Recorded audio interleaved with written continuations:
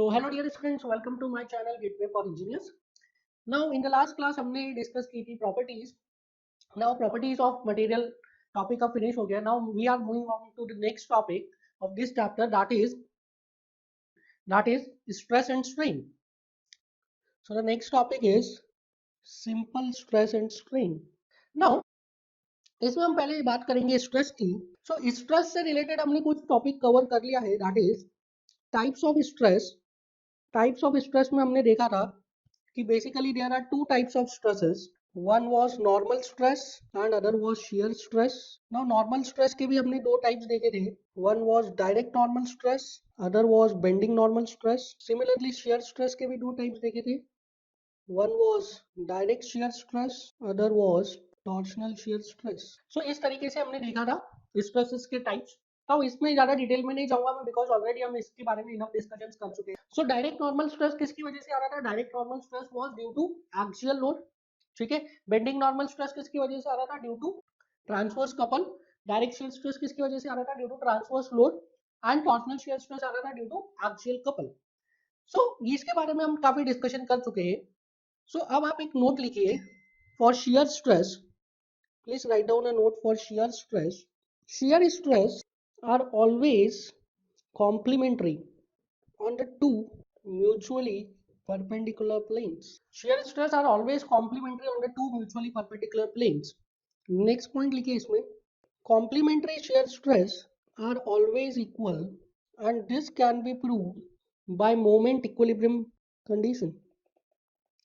So shear stress are always complementary on two mutually perpendicular planes and this complementary shear stress are always equal and this can be proved by moment equilibrium. क्या बोलना चाह रहा है? ये बोलना चाह रहा है कि shear stress is complementary on two mutually perpendicular planes. Shear stress is complementary on two mutually perpendicular planes. Complementary का क्या मतलब हुआ? मतलब free. क्या है? Free. Complementary means free. So complementary का यहाँ पे मतलब है free. एक प्लेन पे shear stress आप लगा रहे हैं तो उसकी म्यूचुअली परपेंडिकुलर प्लेन पे क्या हो रहा है? कॉम्प्लीमेंट्री shear stress डेवलप हो रहा है. अब देखिए कैसे कॉम्प्लीमेंट्री shear stress डेवलप होता है. Suppose this is element. So this is an element and I am considering कि इस एलिमेंट पे एक किसी एक भी एक फेज पे shear stress लग रहा है like this. The value of shear stress is τ1 and क्या हो रहा है? ये shear stress जो है वो अप्लाइड shear stress है. This is applied, externally applied, external shear force लगा है, उसकी वजह से स्ट्रेस डेवलप हुआ है. नाउ ये जो shear stress है, ये shear stress अप्लाई किया एंड ड्यू टू दिस क्या हुआ? एक कॉम्प्लीमेंट्री shear stress इसके परपेंडिकुलर डायरेक्शन में खुद से डेवलप हो जाएगा. ये बोलना चाह रहा है स्टेटमेंट कि shear stress are always complementary on two mutually perpendicular plane. किसी एक प्लेन पे आपने shear stress लगाया तो उसके परपेंडिकुलर प्लेन पे आपको कॉम्प्लीमेंट्री shear stress मिल जाएगा. नाउ अब ये जो होते हैं complementary shear stress, second statement में क्या बोल रहा है? That these complementary shear stress are always equal. किसके बराबर? जो आपने स्ट्रेस अप्लाई किया है उसके बराबर रहेगा. ठीक है, जो स्ट्रेस अप्लाई किया है उसके बराबर रहेगा ये कॉम्प्लीमेंट्री shear stress. एंड इस चीज को कैसे प्रूव कर सकते हैं? इस चीज को आप प्रूव कर सकते हो by moment equilibrium. So I am trying to apply moment equilibrium. इस पर मैंने T1 shear stress लगाया है, T2 shear stress complementary develop हुआ है और मैं क्या कर रहा हूँ इसमें मोमेंट इक्विलिब्रियम लगा रहा हूँ. सो before applying moment equilibrium I am assuming dimension. Suppose this dimension is dx, this dimension is dy and this dimension is dz. So मैंने dimensions assume कर लिए हैं. अब मैं points assume कर लेता हूँ. This is point A, B, C, D, E, F and G. So now I am applying moment equilibrium. So apply moment equilibrium about A. तो A के about में mz equals to 0 लिख रहा हूँ. So summation of all the moments about z axis at point A equals to 0 लिख रहा हूँ मैं. ये बॉडी तो स्टैटिक इक्विलिब्रियम में रहेगा, इतना तो क्लियर ही हमें that the body must be in static equilibrium. अगर बॉडी स्टैटिक इक्विलिब्रियम में है तो summation of all the forces should be 0 and summation of all the moments about any point should be equals to 0. So I am applying sigma mz about point A is equals to 0. So sigma mz about point A equals to 0 लिखने से पहले I am calculating some force. So if I right the value of force F1 force क्या है? It is force on face D, that is CDEF. CDEF पे force है. So I can write the value of F1 is equals to τ1 into area. Area कितना हो जाएगा? It is τ1 is area is dy into dz. ये आ गया force F1. Similarly कहना है calculate F2. F2 is force on face, top वाला face कौन सा है, BCFG, BCFG. So can I write the value of F2 is equals to tau 2 into area, area कितना हो जाएगा, it is F2, this is equals to tau 2 into area कितना, it is D, ये वाले face का area, it is dz into dx, so it is dz into dx. So now I am writing summation of mz about point A is 0. So देखिए यहाँ पे जो tau 1 shear stress लग रहा है वो क्या करेगा, पॉइंट A के अबाउट एंटी क्लॉकवाइज रोटेट करने की कोशिश करेगा. So can I write summation of mz about point A, this is equals to minus of f1. So ये टाउ 1 क्या कर रहे हैं, टाउ 1 इसको एंटी क्लॉकवाइज घुमाने की कोशिश कर रहा है, तो मैंने नेगेटिव लिख दिया. So minus of f1 into ये डिस्टेंस कितना है, this distance is dx, so minus f1 into dx. अब देखिए दूसरा वाला मोमेंट कहाँ से लगेगा, ड्यू टू दिस टाउ 2, ये टाउ 2 क्या करेगा, इसको क्लॉकवाइज रोटेट करने की कोशिश करेगा, टाउ 2 क्लॉकवाइज रोटेट करेगा. So I have to write plus f2 into, अब देखिए f2 फोर्स का डिस्टेंस कितना है, पॉइंट ए से perpendicular distance it is dy, so plus f2 into dy, this is equal to how much, 0. So लिखिए minus tau 1, f1 की value कितनी है, it is tau 1 into dy into dz into dy into dz into dx, plus f2 की value क्या है, tau 2 into dz into dx into dy, this is equals to 0. So can I write tau 1 is equals to tau 2. So यहाँ से we can say that complementary shear stress are equal in magnitude and in direction. So complementary shear stresses are equal. Now इसका मतलब क्या हुआ, जब भी आप किसी एक सरफेस पे, किसी एक फेस पे आप स्ट्रेस अप्लाई करेंगे तो उसके परपेंडिकुलर फेस पे क्या होगा, अपने आप से एक स्ट्रेस डेवलप हो जाएगा. एक फेस पे आप अप्लाई करोगे तो उसके परपेंडिकुलर फेस पे अपने आप क्या हो जाएगा, अपने आप स्ट्रेस डेवलप हो जाएगा. तो आप बोलेंगे कि ये वाले फेस पे जो ABCD फेस पे जो स्ट्रेस लग रहा था वो आपने क्यों नहीं लिया, तो यहाँ पे अगर कोई स्ट्रेस लग भी रहा होगा तो वो या इसी प्लेन पे मैं मूवमेंट ले रहा हूँ तो वो वैनिश हो जाएगा. उस इस प्लेन पे जो शियर स्ट्रेस लग रहा है उसका पॉइंट A से perpendicular distance will be 0. That is why ABCD पे भी डेफिनेटली कोई स्ट्रेस लग रहा होगा, बट जब A पॉइंट के अबाउट मोमेंट लूंगा तो वो 0 हो जाएगा. सो कहने का मतलब ये है कि आप किसी भी फेस पे अगर स्ट्रेस लगाओगे तो उसके परपेंडिकुलर फेस पे क्या होगा, कॉम्प्लीमेंट्री शियर स्ट्रेस डेवलप हो जाएगा, and this complementary shear stress are always equal. ठीक है, इतना क्लियर है, that shear stress are always complementary on two mutually perpendicular plane. किसी एक प्लेन पे आप शियर स्ट्रेस लगाओगे तो उसके परपेंडिकुलर प्लेन पे अपने आप कॉम्प्लीमेंट्री दूसरा शियर स्ट्रेस क्या होगा, डेवलप हो जाएगा, and both the shear stress क्या होगा, will be of same value. उन दोनों का वैल्यू क्या होगा, सेम होगा. दोनों शियर स्ट्रेस कैसे होंगे, सेम होंगे. नाउ ये कॉम्प्लीमेंट्री स्ट्रेस क्यों डेवलप हो रहा है, ये कॉम्प्लीमेंट्री स्ट्रेस डेवलप हो रहा है in order to maintain the element in moment equilibrium. Moment equilibrium maintain करने के लिए बॉडी का क्या हो रहा है, कॉम्प्लीमेंट्री शियर स्ट्रेस डेवलप हो रहा है. सो आगे की बात करते हैं. आगे लिखिए आप stress strain system, stress strain system. Now we will try to understand stress strain system. इसमें सबसे पहला लिखिए 3D stress system, 3D stress system. Now please write down a note in this that stress is a second order tensor quantity. Stress is a second order tensor quantity. So two suffixes are required to express stress. Now please try to understand ये stress क्या है. Stress is a second order tensor quantity. Stress is a second order tensor quantity. अब ये tensor quantity का मतलब क्या होता है और सेकंड ऑर्डर टेंसर क्वांटिटी का मतलब क्या होता है, पहले ये समझ लेते हैं. सो जैसे हम डिफाइन करते हैं दैट लेंथ जो है, length is a scalar quantity. ठीक है, लेंथ क्या है, लेंथ स्केलर क्वांटिटी. अगर आप लेंथ को एक्सप्रेस करना चाहते हैं तो उसके लिए आपको क्या चाहिए, ओनली मैग्नीट्यूड. ठीक है, similarly velocity is a vector quantity. अगर आप वेलोसिटी को एक्सप्रेस करना चाहते हैं तो आपको क्या चाहिए, एक मैग्नीट्यूड चाहिए एज वेल एज डायरेक्शन चाहिए. So velocity is a vector quantity. Vector quantity को हम फर्स्ट ऑर्डर क्वांटिटी भी बोलते हैं, वेक्टर क्वांटिटीज को फर्स्ट ऑर्डर क्वांटिटी भी कहा जाता है. सिमिलरली स्ट्रेस क्या है, stress is a second order tensor quantity. Stress क्या है, stress is a second order tensor quantity. That means अगर आपको स्ट्रेस को एक्सप्रेस करना है, if you want to express the stress, आपको क्या करना पड़ेगा, आपको एक मैग्नीट्यूड बताना पड़ेगा, उसके साथ में दो आपको डायरेक्शंस बतानी पड़ेगी. ठीक है, सो स्ट्रेस को एक्सप्रेस करने के लिए, स्ट्रेस को कंप्लीट सेंस में एक्सप्रेस करना चाहते हैं अगर आप, तो you have to apply two suffixes. ठीक है, जैसे वेलोसिटी बोलते हैं ना, velocity in X direction V, वैसे ही अगर आपको स्ट्रेस को डिनोट करना है, स्ट्रेस को एक्सप्रेस करना है, then you have to apply two suffixes. You have to use two suffixes. That is, आप डायरेक्ट नहीं बोल सकते सिग्मा. सिग्मा का कोई सेंस नहीं. Sigma X X, you can say like this, sigma X X, epsilon X X, tau X Y, tau Y X, tau X Z.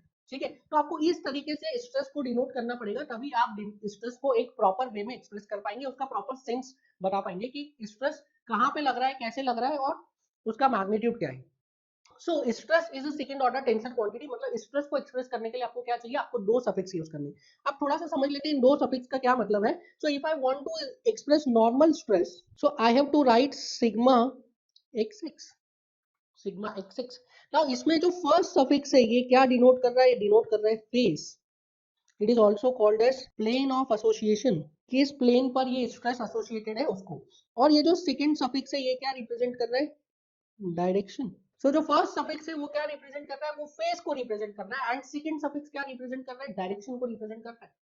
Similarly आप अगर आप shear स्ट्रेस को डिनोट करना चाहते हैं, shear stress, so you will denote shear stress like this, tau xy। सो जो first suffix है वो क्या रिप्रेजेंट कर रहा है, face, and second suffix represent कर रहा है डायरेक्शन। सो कभी भी आपको स्ट्रेस को रिप्रेजेंट करना है, स्ट्रेस को एक्सप्रेस करना है, तो क्या आप करेंगे, you have to denote two suffixes, दो सफिक्स के साथ में आप स्ट्रेस को डिनोट करेंगे। अब इसका मतलब थोड़ा सा समझ लेते हैं, 3D स्ट्रेस एलिमेंट देखते हैं हम।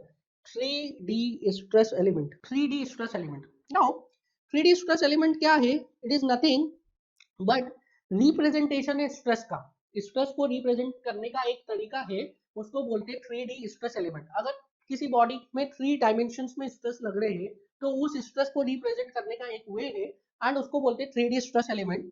सो if I consider a 3D element, this is a 3D element, now I will denote, मैं इसके ऊपर क्या करूंगा, स्ट्रेसेस को एक्सप्रेस करूंगा, स्ट्रेसेस को डिनोट करूंगा, एंड स्ट्रेसेस को मुझे एक्सप्रेस करने के बाद ये क्या बन जाएगा, ये बन जाएगा 3D स्ट्रेस एलिमेंट।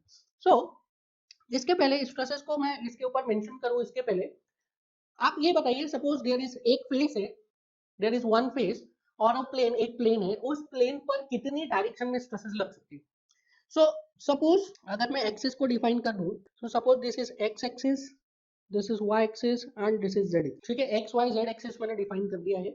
सो आप समझिए कि मैं क्या पूछना चाह रहा हूँ, मैं पूछना चाह रहा हूँ कि कोई एक प्लेन है, तो उस प्लेन पे मैक्सिमम नंबर ऑफ स्ट्रेसेस कितने पॉसिबल है, कितनी डायरेक्शंस में स्ट्रेसेस लग सकते हैं। सो सपोज ये जो एलिमेंट है, ये जो 3D एलिमेंट है, इस एलिमेंट पे this face is what, Z face, क्योंकि इसके परपेंडिकुलर कौन सा एक्सिस जा रहा है, इस फेस के परपेंडिकुलर जा रहा है Z axis. This face is what, this face is X face, क्योंकि इसके परपेंडिकुलर कौन सी एक्सिस जा रही है, इसके परपेंडिकुलर जा रही है X axis. And this face is what, this face is Y face, क्योंकि इसके परपेंडिकुलर कौन सी एक्सिस जा रही है, वाई एक्सिस जा रही है। सो अगर आप ये देखिए तो ये जो बोर्ड है, ये बोर्ड कौन सा फेस हो गया, this board is Z face, because इसके परपेंडिकुलर जा रही है Z axis, this is Y axis and here it is X axis. So ये जो बोर्ड हो गया, ये बोर्ड हो गया जेड फेस। अब आप बताइए इस जेड फेस पे कितनी नंबर ऑफ स्ट्रेसेस पॉसिबल है, कितनी डायरेक्शन में स्ट्रेस लग सकती है। सो पहला जो स्ट्रेस लग सकता है इस पे नॉर्मल डायरेक्शन में लग सकता है, दैट इज नॉर्मल स्ट्रेस, ठीक है, पहला लग गया normal stress perpendicular to this plane. दूसरा स्ट्रेस लग सकता है in this direction, so this is what, this is in the plane parallel to the plane, so इसको क्या बोलेंगे हम, शियर स्ट्रेस। सो दूसरा ये लगा शियर स्ट्रेस। तीसरा लग सकता है ये इस डायरेक्शन में, in this direction, तो इसको क्या बोलेंगे हम, this is also parallel to the plane, this is also parallel to the plane, so this is also shear stress। so अगर मैं बात करूं किसी एक प्लेन की या किसी एक फेस की, तो एक फेस पर कितने डायरेक्शन में स्ट्रेस लग सकता है, एक नॉर्मल डायरेक्शन में और दो टेंजेंशियल डायरेक्शन में, ठीक है। तो एक फेस पे बात करूं तो एक फेस पे 3 डायरेक्शन में स्ट्रेसेस पॉसिबल है, one is normal and 2 tangential. So एक फेस पर एक नॉर्मल स्ट्रेस लग सकता है, दो टेंजेंशियल स्ट्रेस लग सकते हैं। तो आप बताइए ये जो 3D एलिमेंट है इसमें नंबर ऑफ फेसेस कितने हैं, नंबर ऑफ प्लेन्स कितने हैं, 3D है तो 3 प्लेन है, तो एक प्लेन पे 3 स्ट्रेस लग सकते हैं, तो 3 प्लेन पे कितने, 9 स्ट्रेस। सो इन अ 3D स्ट्रेस एलिमेंट कितने स्ट्रेस लग सकते हैं, टोटल 9। अब देखिए कैसे 9 स्ट्रेसेस लग रहे हैं। पहला मैं ये एक्स फेस की बात कर रहा हूँ, एक एक्स फेस पे बता रहा हूँ, तो सबसे पहला जो स्ट्रेस लगेगा एक्स फेस पे, that is perpendicular to this X face, ठीक है। तो एक्स फेस के जो परपेंडिकुलर स्ट्रेस लगेगा वो कौन सा होगा, that would be normal stress. तो उसको मैं कैसे डिफाइन करूंगा, सिग्मा से, sigma is what, normal stress. So x face की जो परपेंडिकुलर लग रहा है वो कौन सा लग रहा है, नॉर्मल स्ट्रेस, और उसको मैंने डिनोट किया बाय सिग्मा। नाउ अब मैं इसको, ये जो स्ट्रेस को एक्सप्रेस करना है, तो स्ट्रेस को कैसे एक्सप्रेस करते हैं, यूजिंग टू सफिक्स, ठीक है, टू सफिक्सेस। तो आप देखिए ये जो सिग्मा लगा है ये कौन से फेस पे लगा है, पहला वाला सफिक्स क्या डिनोट करता था, फेस, तो कौन से फेस पे लग रहा है, ये एक्स फेस पे लग रहा है। सो फर्स्ट जो सफिक्स है उसने क्या डिनोट किया, फेस को, और ये जो सिग्मा लग रहा है कौन सी डायरेक्शन में लग रहा है, कौन सी डायरेक्शन है ये, this is x direction, so second जो सफिक्स आएगा वो क्या आएगा एक्स, तो this is sigma X x. समझ में आया? सो सिग्मा एक्स एक्स क्या बता रहे हैं, सिग्मा एक्स एक्स बता, it is that stress which is acting perpendicular to, which is acting on the x phase, और कौन सी डायरेक्शन में लग रहा है, इन x direction. So sigma xx is what? Sigma xx is stress which is acting on the x phase. कौन सी direction में, इन x direction. Similarly यहाँ पे एक टेंजेंशियल डायरेक्शन में भी स्ट्रेस लगेगा, टेंजेंशियल डायरेक्शन में भी स्ट्रेस लगेगा। Now since this stress is acting in tangential direction, I will write tau, ठीक है, आई विल राइट टाउ। अब ये टाउ बताओ कौन से फेज पे लग रहा है, again it is acting on x phase पे लग रहा है, कौन सी डायरेक्शन में लग रहा है, ये डायरेक्शन कौन सी है, this direction, this is y direction, so it is tau X Y. Similarly अगर मैं थर्ड स्ट्रेस की बात करूं ऑन दिस एक्स फेज, तो तीसरा स्ट्रेस कौन सा लग रहा है, ये वाला, this is again parallel to the X face के पैरेलल है। सो जिसको मैं क्या बोला, इसको मैं बोला शियर स्ट्रेस टाउ, और ये जो टाउ लग रहा है ये कौन से फेज पे लग रहा है, again it is acting on the X phase, और कौन सी डायरेक्शन में लग रहा है, now it is acting in this direction, ये वाली डायरेक्शन कौन सी है, this is z direction, so this is tau x z। Similarly अगर मैं y प्लेन पे बात करूं, तो y प्लेन पे देखिए, y प्लेन पे पहला स्ट्रेस लगेगा इसके perpendicular, so I can right sigma, sigma कौन से प्लेन फेस पे लग रहा है, y फेस पे लग रहा है, कौन सी डायरेक्शन में लग रहा है, y डायरेक्शन में लग रहा है, तो sigma Y Y.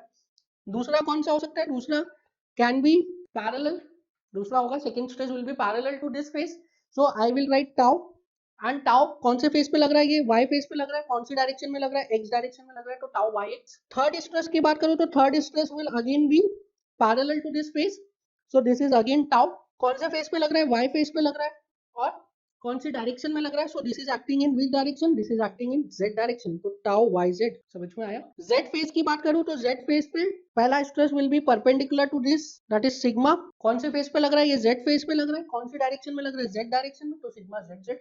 Second stress will be parallel to this face like this, so I will write tau, क्योंकि shear stress है, पैरेलल है, टेंजेंशियल है, so tau कौन से फेस पे लग रहा है, z फेस पे लग रहा है, तो पहला सफिक्स हो गया z, कौन सी डायरेक्शन में लग रहा है, y डायरेक्शन में लग रहा है, तो दूसरा सफिक्स हो गया y, tau Z Y. Similarly अगर नेक्स्ट स्ट्रेस की बात करूं तो next stress will also be parallel tangential, so इसको मैं क्या बोलूंगा, अगेन शियर स्ट्रेस टाउ, कौन से फेस पे लग रहा है, z फेस पे लग रहा है, तो पहला सफिक्स क्या हो गया z, और कौन सी डायरेक्शन में लग रहा है, x डायरेक्शन में लग रहा है, तो दूसरा सफिक्स क्या हो गया x, टाउ जेड एक्स। सो इस तरीके से क्या कर सकते हैं, इस तरीके से एक एलिमेंट पे हम क्या रिप्रेजेंट कर रहे हैं, एक एलिमेंट पे रिप्रेजेंट कर रहे हैं कौन कौन से स्ट्रेसेस लग रहे हैं, उसको हमने क्या बोला, उसको हमने बोला 3D स्ट्रेस एलिमेंट। और एक इंडिविजुअल स्ट्रेस को कैसे एक्सप्रेस कर रहे हैं, एक इंडिविजुअल स्ट्रेस को एक्सप्रेस कर रहे हैं by using two suffixes, by using two suffixes. क्यों दो सफिक्स यूज करना पड़ रहा है मुझे, because stress is a second order tensor quantity, उसको एक्सप्रेस करने के लिए, उसको डिफाइन करने के लिए, उसको डिनोट करने के लिए आपको दो सफिक्स की जरूरत पड़ती है। क्लियर है, इतना समझ में आ गया? नाउ ये जो 3D स्ट्रेस एलिमेंट है, ये क्या है, ये स्ट्रेसेस को डिनोट करने का एक तरीका है। सिमिलरली ये जो सारे स्ट्रेस आ रहे हैं, इन सभी स्ट्रेस को I can denote in the form of a matrix, उसको बोलते हैं 3D स्ट्रेस मैट्रिक्स। ठीक है, ये जो हमने अभी स्ट्रेस डिफाइन किया ऑन द बॉडी, ये कैसे डिफाइन किया, एक एलिमेंट बनाया, ठीक है, एक एलिमेंट पे मैंने एक्सप्रेस किया स्ट्रेसेस को, तो इसको क्या बोलते हैं, 3D स्ट्रेस एलिमेंट। वैसे ही स्ट्रेसेस को मैं एक्सप्रेस कर सकता हूँ, स्ट्रेसेस को मैं डिनोट कर सकता हूँ in the form of a matrix, उसको क्या बोलेंगे, 3D stress matrix. Now 3D stress matrix क्या है, it is nothing but a way to denote, a way to express और a way to define stress condition. So 3D stress क्या है, it is a 3D stress matrix का, it is nothing but a matrix. Matrix के जो diagonal components है वो क्या represent करेंगे, वो रिप्रेजेंट करेंगे नॉर्मल स्ट्रेसेस, और जो मैट्रिक्स के जो नॉन डायगोनल एलिमेंट्स है वो क्या रिप्रेजेंट करेंगे, वो रिप्रेजेंट करेंगे tangential stresses. So this is tau xx, this is tau xy, this is tau xz, this is tau yx, this is tau yz, this is tau zx, this is tau zy, and last is sigma zz. So the diagonal elements will be normal stress and non-diagonal will be shear stress. So this is also a way to express the stress condition of on a body. किसी body पे stress क्या stress condition है, उसको आप in the form of a matrix में denote कर सकते हैं। नाउ इसको थोड़ा सा इसके कंक्लूजन, इससे थोड़े से कंक्लूजन पे जाते हैं। तो आपको ये तो समझ में आ ही गया है ना that for 3D for 3 dimension total 9 stress components possible। ठीक है, 3 डायमेंशन केस के लिए कितने स्ट्रेस कंपोनेंट्स हो सकते हैं? 9। उसमें से नॉर्मल कितने रहेंगे? Normal 3 and tangential will be 6। Normal की मैं बात करूं तो कौन कौन से हो जाएंगे? That is sigma xx, sigma yy and sigma zz। अगर टेंजेंशियल की मैं बात करूं तो टेंजेंशियल कौन से हो जाएंगे? Tau xy, tau yx, tau xz, tau zx and tau zy, tau yz। ठीक है, इन केस ऑफ 3D कितने स्ट्रेस कंपोनेंट्स पॉसिबल है? 9 स्ट्रेस कंपोनेंट्स पॉसिबल है, उसमें से 3 नॉर्मल होंगे एंड 6 टेंजेंशियल। तो ये जो 9 स्ट्रेस कंपोनेंट्स है इसको हम कैसे डिनोट कर सकते हैं? 9 स्ट्रेस कंपोनेंट्स को हम डिनोट कर सकते हैं in the form of a 3D stress element, और हम इसको डिनोट कर सकते हैं in the form of a matrix, stress matrix. Now अब ये स्ट्रेस मैट्रिक्स के फॉर्म में इसको मैंने डिनोट कर दिया है, एंड मुझे एक चीज पता है that shear stress are always complementary। We know that shear stress are always complementary। shear stress are always complementary इसका मतलब क्या है? देखिए कौन कौन से स्ट्रेसेस एक दूसरे के परपेंडिकुलर प्लेन्स पे लग रहे हैं। That is tau xy is equals to tau yx, tau xz is equals to tau zx, tau yz is equals to tau zy। पता है ये अभी हमने पढ़ा that shear stress are always complementary and complementary shear stress are always equal। So tau X Y tau Y X के बराबर हो गया, tau X Z tau Z X के बराबर हो गया, tau Y Z tau Z Y के बराबर हो गया। इसका मतलब क्या हुआ? इसका मतलब ये हुआ अगर ये दोनों डायगोनल एलिमेंट्स बराबर है, ये दोनों डायगोनल एलिमेंट्स बराबर है एंड ये दोनों डायगोनल एलिमेंट्स बराबर है, that means this is a symmetrical matrix. So this means that stress matrix is a symmetrical matrix। And symmetrical matrix की क्या प्रॉपर्टी होती है? सिमेट्रिकल मैट्रिक्स की प्रॉपर्टी होती है कि अगर आप उसका ट्रांसपोज लोगे तो transpose will be same as initial matrix without any change in the value of matrix. ठीक है, सो स्ट्रेस मैट्रिक्स का अगर आप ट्रांसपोज लेते भी है तो that transpose will be same to the initial matrix, there will be no change in the value of matrix अगर आप उसका ट्रांसपोज भी कर देंगे तो। ट्रांसपोज का क्या मतलब है? ट्रांसपोज का मतलब है रोज को आपने कॉलम से इंटरचेंज कर दिया एंड कॉलम्स को रो से इंटरचेंज कर दिया। So this means rows and columns can be transformed without any change in value of matrix। rows and column को क्या कर सकते हैं? हम ट्रांसफॉर्म कर सकते हैं, इंटरचेंज कर सकते हैं, उससे मैट्रिक्स की वैल्यू में कोई डिफरेंस नहीं आएगा। So this is important that stress matrix 3D stress matrix is a what? Is a symmetrical matrix। ठीक है, कैसा होगा 3D stress matrix? It is a symmetrical matrix of 3 cross 3। Now we are moving on to 2D stress system। It is also called as plane stress system। It is also called as plane stress system। So what we will do in this, हम क्या करेंगे, ये 3D stress system से हम जाएंगे 2D stress system में। कैसे जाएंगे? कोई भी एक फेस पे क्या करेंगे, कोई भी एक फेस पे जितने भी स्ट्रेसेस आ रहे हैं उन सभी को जीरो कर देंगे। तो मैं क्या कर रहा हूँ, इसमें जो जेड फेस पे स्ट्रेसेस आ रहे थे उनको जीरो कर रहा हूँ। तो मैंने ये सिग्मा जेड जेड को जीरो कर दिया। अब देखिए जैसे ही मैंने टाउ जेड वाई को जीरो किया वैसे ही क्या होगा, टाउ वाई जेड भी जीरो हो जाएगा। वाई क्यों हो जाएगा? Because complementary shear stress, tau Z Y and tau Y Z are complementary shear stress, दोनों कॉम्प्लीमेंट्री शेयर स्ट्रेस है एंड कॉम्प्लीमेंट्री शेयर स्ट्रेस हमेशा इक्वल होते हैं। एक जीरो हो गया तो दूसरा भी जीरो हो जाएगा। सिमिलरली टाउ जेड एक्स को अगर मैं जीरो करूंगा तो टाउ एक्स जेड भी जीरो हो जाएगा because it is complementary shear stress. तो ये जो मिलेगा this is what, this is 2D stress element. This is 2D stress element. इसको 2 डायमेंशन में कैसे शो किया जाता है? इसको डायरेक्टली हम प्लानर भी शो कर सकते हैं। This is sigma X X, this is sigma Y Y, this is tau X Y, this is tau Y X. ठीक है, इस तरीके से हम इसको 2 डायमेंशन में शो कर सकते हैं। This is 2D stress element. कैसे आया 2D स्ट्रेस एलिमेंट? 3D जो कंडीशन थी उसमें किसी एक प्लेन पे आप सभी स्ट्रेसेस को जीरो कर दो, you will gate 2D condition. Now अगर मैं मैट्रिक्स की बात करूं तो मैट्रिक्स में क्या होगा? मैट्रिक्स में last row and last column will be zero. Last row last column क्या हो जाएगा? जीरो। तो ये जो मैट्रिक्स मिलेगा मुझे, this will be 2 cross 2 matrix and this matrix is called as what? 2D stress matrix। So I can write 2D stress matrix will be like this, that is sigma xx, sigma yy, tau xy, tau yx, 2 cross 2। This will also be a symmetrical matrix। Now next is 1D stress system। 1D stress system, this is the third case, 1D stress system। Now in the case of 1D stress system क्या हो रहा है? Stress is acting only in one direction, that is sigma xx। So इसके लिए इसके लिए अगर मैं मैट्रिक्स लिखूं, it will have only one element sigma x6, 1x1 का मैट्रिक्स बनेगा, 1x1 का। समझ में आया? सो इस तरीके से हम क्या कर सकते हैं, इस तरीके से हम डिफरेंट केसेस में 1D 2D 3D stress condition को क्या है, स्ट्रेस कंडीशन को एक्सप्रेस कर सकते हैं on a stress element as well as in the form of a matrix. And हमने देखा कि कॉम्प्लीमेंट्री शेयर स्ट्रेस क्या होता है, हमेशा इक्वल होता है। सो जो स्ट्रेस मैट्रिक्स आप बनाते हैं उसका आप ट्रांसपोज ले सकते हैं, that stress matrix will be a symmetrical matrix, उसका ट्रांसपोज ले सकते हैं, उसमें आपको कोई वैल्यूज में मैट्रिक्स के वैल्यू में कोई चेंज नहीं होगा। नाउ यहाँ पे एक और चीज देखने की, एक और चीज आपको समझने की जरूरत है, दैट जो shear stress defined है, shear stress is defined only in the case of 2 dimension and 3 dimensional cases। 2D और 3D के केस में ही shear stress defined है, in the case of 1D shear stress defined ही नहीं है। ठीक है, 1 डायमेंशन के केस में shear stress defined ही नहीं है। क्यों? Because shear stress are complementary. ठीक है, shear stress कॉम्प्लीमेंट्री होते हैं दो म्यूचुअली परपेंडिकुलर प्लेन्स पे। तो आप अगर एक प्लेन पे shear stress लगाओगे तो उसके म्यूचुअली परपेंडिकुलर प्लेन पे दूसरा shear stress अपने आप डेवलप होगा ही। एंड अगर दो प्लेन्स पे shear stress आ रहे हैं तो that will become a case of what, 2 dimensional stress. ठीक है, दो प्लेन पे अगर स्ट्रेस आ गए तो that will become a 2 dimensional stress, 1 dimension का केस नहीं रहेगा। So shear stress will always be defined in the case of 2D or 3D. In the case of 1D, shear stress will not be defined. So please write some notes in this, that stress matrix is always a square matrix. Second लिखिए, diagonal elements are normal stress components, whereas non-diagonal elements are tangential stress component. Last point लिखिए इसमें, since transpose of matrix remain same, therefore it is symmetrical matrix।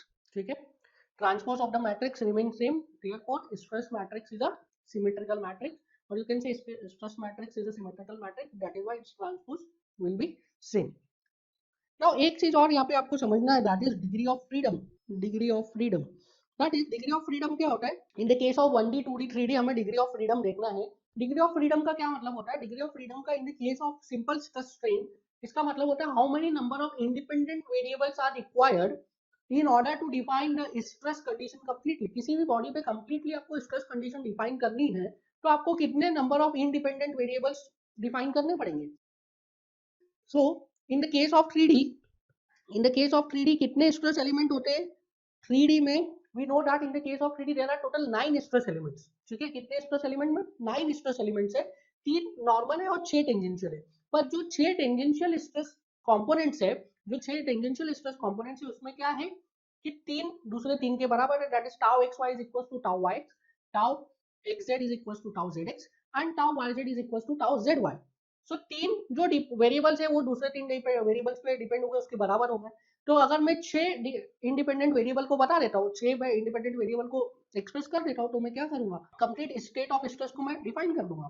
ठीक है, अगर 6 stress components को हम बता देते हैं तो कंप्लीट स्टेट ऑफ स्ट्रेस को मैं डिफाइन कर दूंगा। That mean degree of freedom क्या होगा, इन the case of 3D it is 6, that is 3 normal stress component and 3 tangential, that is tau xy, tau xz, tau yz। ठीक है, similarly अगर मैं 2D केस की बात करूं तो 2D केस में टोटल स्ट्रेस कंपोनेंट्स कितने हैं, total stress components are 4, out of the 4 2 are normal stress component and 2 are tangential stress component. But जो टेंजेंशियल स्ट्रेस कंपोनेंट है दैट आर इक्वल, वो दोनों इक्वल है। दैट मींस 2D के case में कितने आपको इंडिपेंडेंट वेरिएबल्स चाहिए in order to completely define the state of stress, 3। So 2D के केस में डिग्री ऑफ फ्रीडम क्या हो गया, 3, 2 normal stress component and 1 tangential. So 2D के केस में डिग्री ऑफ फ्रीडम कितना हो गया, 3। इन the case of 1D degree of freedom is 1, that is normal. ठीक है, तो इस तरीके से क्या कर सकते हैं, इस तरीके से हम स्ट्रेस को डिफाइन कर सकते हैं, स्ट्रेस को एक्सप्रेस कर सकते हैं in the form of element और in the form of a matrix. ठीक है, आप इसको ध्यान रखेंगे क्योंकि कई बार आपको डायरेक्टली नहीं बोलेगा the value of sigma X x is this, आपको डायरेक्ट एक एलिमेंट बनाएगा, उसमें दिखा देगा डायरेक्शन के साथ में कि ये स्ट्रेस लग रहा है, अब आप समझो। आपको डायरेक्ट एक मैट्रिक्स बना के दे देगा और मैट्रिक्स में लिख देगा एलिमेंट की वैल्यू, अब आपको समझना है। तो आपको ये पता होना चाहिए कि स्ट्रेस को हम किस तरीके से एक्सप्रेस कर सकते हैं, किस तरीके से डिफाइन कर सकते हैं, किस तरीके से डिनोट कर सकते हैं। ठीक है, 3D स्ट्रेस एलिमेंट में आपको एक चीज और बताना है, दैट इज जो 3D स्ट्रेस मैट्रिक्स है। Now in this 3D stress matrix, that is sigma xx, sigma yy, sigma zz, tau xy, tau xz, tau yx, tau yz, tau zx, tau zy, ये क्या है, ये 3D stress matrix है। Now इस 3D stress matrix में जो लोज है, लोज are representing face. क्या रिप्रेजेंट कर रहा है? रोज फेस पे रिप्रेजेंट कर रहे हैं। देखिए ये जो फर्स्ट रो है, ये जो फर्स्ट रो, ये क्या रिप्रेजेंट कर रहा है? Stress variation on face. ये एक्स फेस पे स्ट्रेस रो रिप्रेजेंट कर रहा है। दैट एक्स फेस पे एक्स डायरेक्शन में कितना स्ट्रेस है, एक्स फेस पे वाई डायरेक्शन में कितना स्ट्रेस है, एक्स फेस पे जेड डायरेक्शन में कितना स्ट्रेस है। सिमिलरली जो ये कॉलम्स है, columns are representing direction. Columns क्या रिप्रेजेंट कर रहे हैं? डायरेक्शन रिप्रेजेंट कर रहे हैं। देखिए कैसे, ये वाला कॉलम देखिए, ये वाला कॉलम, फर्स्ट कॉलम रिप्रेजेंट कर रहे हैं एक्स डायरेक्शन में कितना स्ट्रेस लग रहा है। सो एक्स डायरेक्शन में एक्स फेस पे कितना स्ट्रेस लग रहा है, एक्स डायरेक्शन में वाई फेस पे कितना स्ट्रेस लग रहा है, एक्स डायरेक्शन में जेड फेस पे कितना स्ट्रेस लग रहा है। सो ये रोज क्या रिप्रेजेंट कर रही है? रोज रिप्रेजेंट कर रही है फेस को, और कॉलम क्या रिप्रेजेंट कर रही है? कॉलम रिप्रेजेंट कर रहे हैं डायरेक्शन को। सो स्ट्रेस मैट्रिक्स क्या रिप्रेजेंट करता है? हम पहले भी ये बात को डिस्कस कर चुके हैं। स्ट्रेस मैट्रिक्स रिप्रेजेंट करता है stress condition of stress on a body. एक बॉडी पे कंडीशन ऑफ स्ट्रेस को रिप्रेजेंट कर रहा है। उसमें से फेस पे जो स्ट्रेस की कंडीशन है उसको रिप्रेजेंट कर रहा है रोज, और जो डायरेक्शन में स्ट्रेस की कंडीशन है उसको रिप्रेजेंट कर रहा है column. Now we will talk about sign convention of shear stress. Now shear stress का जो साइन कन्वेंशन है, इसको समझने से पहले एक बार स्ट्रेस एलिमेंट को हम समझते हैं। नाउ ये जो स्ट्रेस एलिमेंट है, इस स्ट्रेस एलिमेंट में आप देखिए, इस स्ट्रेस एलिमेंट में किस तरीके से स्ट्रेस लग रहे हैं। जो तीन फेसेस पे हमने बताया है, तीन फेसेस पे स्ट्रेसेस को बताया। नाउ अब तीन और फेसेस पे स्ट्रेस लग रहे हैं, बट वो हम इस फिगर में शो नहीं कर पा रहे हैं। देखिए किस टाइप से, मैं पहले ये इन फेसेस पे स्ट्रेसेस को हटा देता हूँ, लाइक दिस। अब ये जो पीछे वाले तीन फेसेस है, वन इज दिस, ये जो बैकवर्ड वाला पीछे वाला डायरेक्शन में फेस दिख रहा है, दिस एंड दिस। नाउ इसमें देखिए, अगर मैं डायरेक्शंस को डिनोट करूँ तो, डायरेक्शन को अगर मैं डिनोट करूँ तो, this is z direction, this is x direction and this is y direction. Now इसमें भी मैं बोलूँ तो this is positive x, this is positive y and this is positive z। Similarly ये क्या हो जाएगा? Negative y, negative z and negative x। समझ में आ रहा है? समझ में आ रहा है आपको? सो ये वाला जो फेस दिख रहा है आपको, ये वाला face, this face is what? Positive x face. ये वाला जो फेस दिख रहा है अपवर्ड वाला, this face is positive y face. And ये जो फ्रंट वाला आपको फेस दिख रहा है, फ्रंट वाला, this is positive z face. जो आपको राइट वाला फेस दिख रहा है, that is positive x face. जो आपको अप वाला फेस दिख रहा है, ऊपर वाला face, that is positive Y face. और जो ये फ्रंट वाला फेस दिख रहा है, this is what? Positive Z face.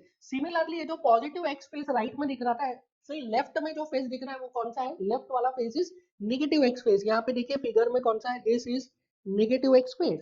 Similarly top वाला वॉज पॉजिटिव वाई, तो बॉटम वाला कौन सा था? Negative Y face. और फ्रंट वाला पॉजिटिव जेड, तो बैक वाला कौन सा था? Negative Z. सो ये जो बैक वाला फेस है, this is negative Z face, और ये जो बॉटम वाला फेस है, this is negative Y face. So यहाँ पे हम देखेंगे तो तीन फेस, तीन स्ट्रेस लग रहे थे पॉजिटिव फेस पे, तीन स्ट्रेस लग रहे हैं नेगेटिव फेस पे।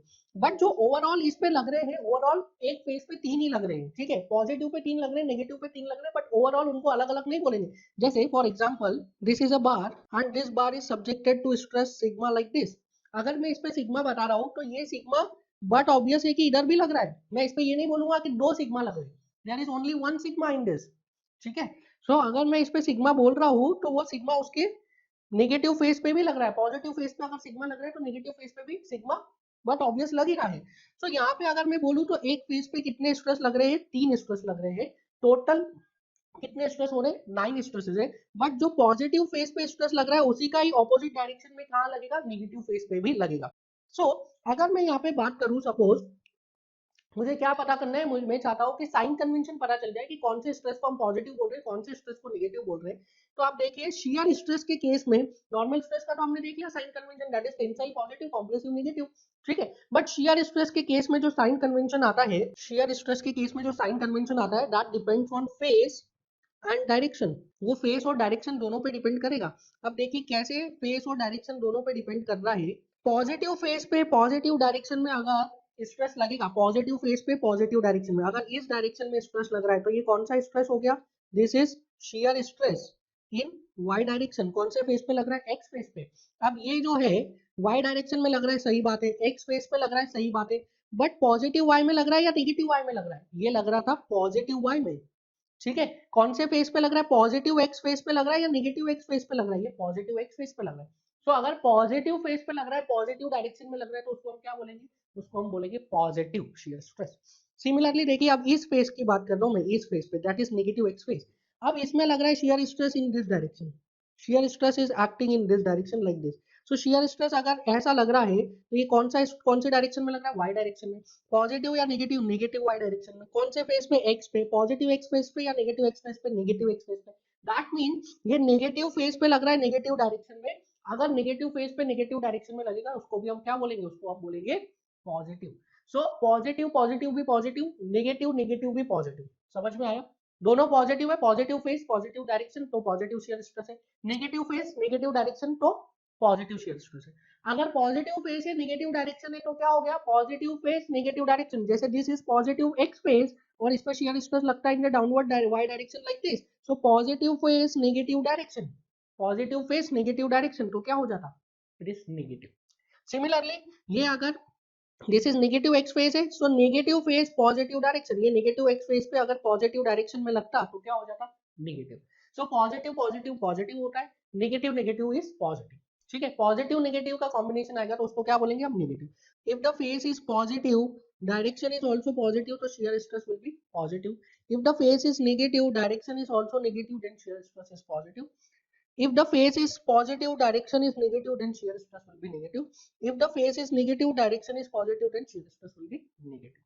समझ में आया? सिंपल है, सिंपल मैथमेटिक्स वाला ही कॉन्सेप्ट है। Positive positive positive, negative negative is also positive, positive negative is negative.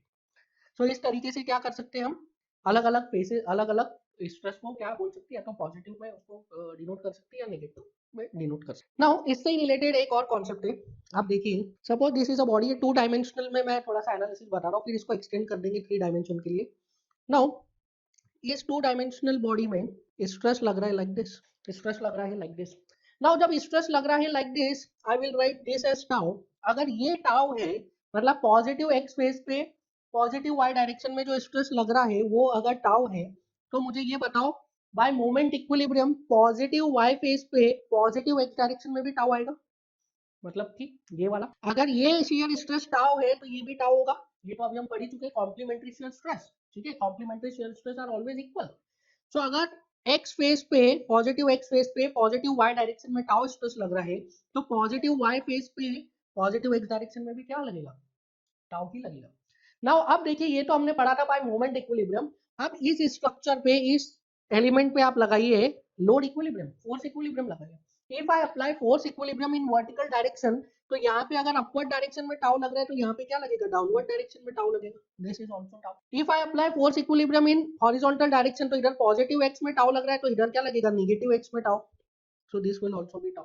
सो सारे के सारे फोर्सेस क्या हो गए, सारे के सारे स्ट्रेसेस क्या हो गए, all the stresses will be same, सारे स्ट्रेस सेम हो गए। ठीक है, मैं क्या अज्यूम किया, this is an element, element का area is very very small, तो सभी के लिए एरिया सेम है, तो इसलिए फोर्स इक्विलिब्रियम लगा दिया। कहने का मतलब ये है कि अगर आप किसी एक फेस पे टाउ स्ट्रेस लगा रहे हैं, शेयर स्ट्रेस, तो बाकी तीनों फेसेस पे अपने आप टाउ शेयर स्ट्रेस डेवलप हो जाएगा। अगर आप टाउ शेयर स्ट्रेस पॉजिटिव लगा रहे हैं, अभी पॉजिटिव कैसे आया, पॉजिटिव फेस पॉजिटिव डायरेक्शन तो positive, negative face negative direction तो पॉजिटिव। अगर आप ये शेयर स्ट्रेस पॉजिटिव लगा रहे हैं तो बाकी सारे फेसेस पे भी शेयर स्ट्रेस कैसा डेवलप होगा, पॉजिटिव। अगर ये शेयर स्ट्रेस आप नेगेटिव लगा रहे हैं लाइक दिस, तो बाकी सारे फेसेस पे भी क्या होगा, नेगेटिव। समझ में आया? देखिए नेगेटिव का केस भी देख लीजिए। So if you are going to apply shear stress in negative direction like this, so बाकी सारे फेसेस पे भी क्या होगा, नेगेटिव डायरेक्शन में shear stress डेवलप होगा like this. So this is negative, this is positive, tau tau. ठीक है, समझ में आया? अगर आप पॉजिटिव डायरेक्शन में किसी एक फेस पे shear stress लगा रहे हैं तो बाकी सारे जो तीनों फेसेस है उसमें भी क्या होगा, पॉजिटिव डायरेक्शन में ही shear stress डेवलप होगा। अगर आप नेगेटिव डायरेक्शन में लगा रहे हैं तो बाकी फेसेस पे भी नेगेटिव डायरेक्शन में shear stress डेवलप होगा। Now we will move on to next topic, that is strain system। आप लिखिए first is 3D strain system, 3D strain system। Now जैसे हमने 3D स्ट्रेस सिस्टम में देखा था, वैसे ही सिमिलरली हम 3D स्ट्रेस सिस्टम में, 3D स्ट्रेन सिस्टम में देख रहे हैं, that is 3D strain matrix. Now जो 3D स्ट्रेन मैट्रिक्स है, आप प्लीज इसे देखिए ध्यान से। It is very much similar to 3D stress matrix, बस एक ही डिफरेंस है, डायगोनल एलिमेंट्स वहां पे क्या थे, diagonal elements were normal stress, तो यहाँ पे डायगोनल एलिमेंट्स क्या हो जाएंगे, normal strain, epsilon xx epsilon yy epsilon zz। Non diagonal elements क्या था वहां पे, शियर स्ट्रेस, यहाँ पे नॉन डायगोनल एलिमेंट्स है shear strain by 2, this is the difference. 3D stress matrix कैसा बन रहा था? It is 3 cross 3. 3D strain matrix will also B 3 cross 3. अब यहाँ पे आप ये देखिए कि यहाँ पे जो एलिमेंट्स है, नॉन डायगोनल एलिमेंट्स है, वो शेयर स्ट्रेन बाय 2 क्यों आ रहे हैं? Why it is shear strain by 2? Now इसके लिए आपको पहले इस शेयर स्ट्रेन को समझना पड़ेगा. हम इस शेयर स्ट्रेन के बारे में पहले भी एनालिसिस कर चुके हैं. क्या होता है shear strain? Strain shear strain change in angle of two mutually perpendicular lines. ठीक है, दो म्यूचुअली परपेंडिकुलर लाइंस का चेंज इन एंगल क्या होता है? शेयर स्ट्रेन होता है. So I am considering a body, and इस बॉडी पे मैं क्या कर रहा हूँ? इस बॉडी पे मैंने दो इनिशियली परपेंडिकुलर लाइंस बना दी है. देखिए, because this body is square और रेक्टेंगल, तो मैंने क्या किया है, जो दो मेरी इनिशियल परपेंडिकुलर लाइंस है वो इस बॉडी के फेस से मर्ज हो गई है. जो ब्लू दिख रही है, this blue is two initially perpendicular lines. Now अब मैं क्या कर रहा हूँ? अब मैंने क्या किया है, इस बॉडी पर शेयर स्ट्रेस अप्लाई किया. तो जैसे ही मैंने एक डायरेक्शन में शेयर स्ट्रेस अप्लाई किया, बाकी सभी डायरेक्शन में शेयर स्ट्रेस आ जाएगा. एक डायरेक्शन में मैंने जैसे ही शेयर स्ट्रेस अप्लाई किया, बाकी सभी डायरेक्शन में शेयर स्ट्रेस आ गया. Now due to this shear stress क्या होगा? This body will going to be deform. इस बॉडी में क्या होगा? एंगुलर डिफॉर्मेशन आएगा. नाउ एंगुलर डिफॉर्मेशन की वजह से देखिए इसका डिफ्लेक्टेड शेप कैसा हो जाएगा? इस तरीके से जो बॉडी है वो डिफॉर्म हो जाएगा. ठीक है, due to shear stress body क्या होगा? डिफॉर्म हो जाएगी. नाउ ये जो इनिशियल परपेंडिकुलर लाइंस थी, इसके बीच में इनिशियल एंगल कितना था? 90 degree, because it was perpendicular. अब देखिए फाइनल इसमें एंगल कितना हो गया है? Final angle is this. So if initial angle was 90 degree, I am assuming कि ये जो final angle हो गया ये कितना हो गया? Alpha. Final angle is alpha. So I will write initial angle कितना था? 90 degree. अब बताइए, अब I am assuming कि suppose this angle is theta 1, this angle is theta 2. So shear strain क्या हो जाएगा? Shear strain, what is shear strain? It is equals to phi. And shear strain क्या होता है? It is deflection of two initially perpendicular lines. So कितना deflection हो गया? Can I write 90 minus alpha? लिख सकते हैं 90 माइनस अल्फा. क्या मैं ऐसा लिख सकता हूँ? Theta 1 is equal to, since यहाँ पे क्या लग रहा है? Shear stress tau tau tau tau, सारे फेसेस पे शेयर स्ट्रेस टाउ लग रहा है. So can I write theta 1 is equal to 90 minus alpha by 2? लिख सकते हैं. Similarly theta 2 is equal to 90 minus alpha by 2. So क्या मैं इसको लिख सकता हूँ? Theta 1 is 5 by 2. Similarly theta 2 is 5 by 2. I am considering that this is xy plane. So can I write this is what? Phi xy. So phi xy, theta 1 क्या हो गया? Phi xy by 2. theta 2 हो गया phi xy by 2. अब देखिए, अभी हमने बताया था आपको that ये जो मैट्रिक्स है, मैट्रिक्स का रो क्या रिप्रेजेंट करता है? The row of matrix represents face, and column of matrix क्या रिप्रेजेंट करता है? डायरेक्शन. सो आप देखिए एक्स वाई फेस पे, this is what? This is X face. ये देखिए this is X face. X face पे कितना डिफॉर्मेशन आया? एक्स फेस कितना डिफॉर्म हुआ है? एक्स फेस डिफॉर्म हुआ है 5 by 2. ठीक है, एक्स फेस कितना डिफॉर्म हुआ है? 5 by 2. वाई फेस कितना डिफॉर्म हुआ है? 5 by 2. और इस पूरे प्लेन में जो शेयर स्ट्रेन आ रहा है in this plane, that is 5xy. So जो x फेस डिफॉर्म हुआ है that is 5 by 2, y face deform हुआ है 5 by 2, एंड ये जो हमारा स्ट्रेन मैट्रिक्स है इसका ये रो रिप्रेजेंट कर रहा है फेस को. दैट इज व्हाई यहाँ पे क्या लिखा है हमने? 5 by 2 नॉट 5. समझ में आ गया? ये जो है स्ट्रेन मैट्रिक्स, ये आपके प्लेन पे स्ट्रेन को रिप्रेजेंट नहीं कर रहा है, इसकी रोज रिप्रेजेंट कर रही है वेरिएशन ऑन फेस. फेस पे कितना स्ट्रेन आ रहा है? Status of strain on face. ठीक है, सो एक्स फेस पे कितना स्ट्रेन आ रहा है? That is 5xy by 2. Y face पे कितना स्ट्रेन आ रहा है? That is 5yx by 2. समझ में आया? इसलिए ये क्या रिप्रेजेंट कर रहा है आपको? 5xy by 2 रिप्रेजेंट कर रहा है. यहाँ पे हम लिख रहे हैं 5xy by 2 नॉट 5. फाई क्या है? Phi is the total strain in this plane. ये प्लेन में टोटल स्ट्रेन है, दैट इज फाई. सो यहाँ से आपको समझ में आ गया कि ये जो मैट्रिक्स है, ये मैट्रिक्स में हम क्या लिख रहे हैं? ये मैट्रिक्स में हम लिख रहे हैं उस फेस पे कितना स्ट्रेन आ रहा है. नाउ अब देखिए, अब मैं अगर इस प्लेन की बात करूं, ऑन दिस प्लेन, ये कौन सा प्लेन है? X y plane. So on x y plane, total, और I will write shear strain. इस एक्स वाई प्लेन में शेयर स्ट्रेन कितना आ रहा है? Shear strain will be equals theta 1 plus theta 2, which is nothing but equals to phi xy by 2 plus phi xy by 2, which is nothing but phi xy. Or you can say phi yx by 2 plus 5yx by 2 which is equals to 5yx. So इस पूरे xy plane पे shear stress कितना आ रहा है 5xy और you can say 5yx. ठीक है. So if I write tau is equals to g5, so यहाँ पे क्या लिखूंगा tau is equals to g into 5xy, not 5xy by 2. अब यहाँ पे बताइए इस बॉडी पे shear stress कितना लग रहा है, इस बॉडी पे shear stress कितना लग रहा है shear stress? क्या आप बोलेंगे 4 टाउ लग रहा है, 1 2 3 4 टाउ लग रहा है? नहीं, इस बॉडी पे shear stress लग रहा है tau. shear stress acting on this body is tau और इस प्लेन में shear strength कितना आ रहा है इस टाउ की वजह से, that is θ1 plus θ2, that is nothing but 5xy which is equals to what, which is equals to 5yx. so ये टाउ shear stress की वजह से कितना shear strain आया 5yx.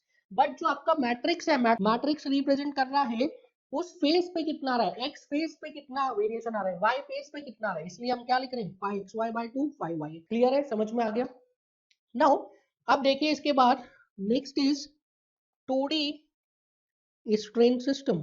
सो 2D स्ट्रेन मैट्रिक्स की अगर मैं बात करूंगा तो 2D स्ट्रेन मैट्रिक्स बनाने के लिए व्हाट आई विल डू, मैं क्या करूंगा, एक रो लास्ट वाला कॉलम और लास्ट वाली रो को कैंसिल कर देंगे.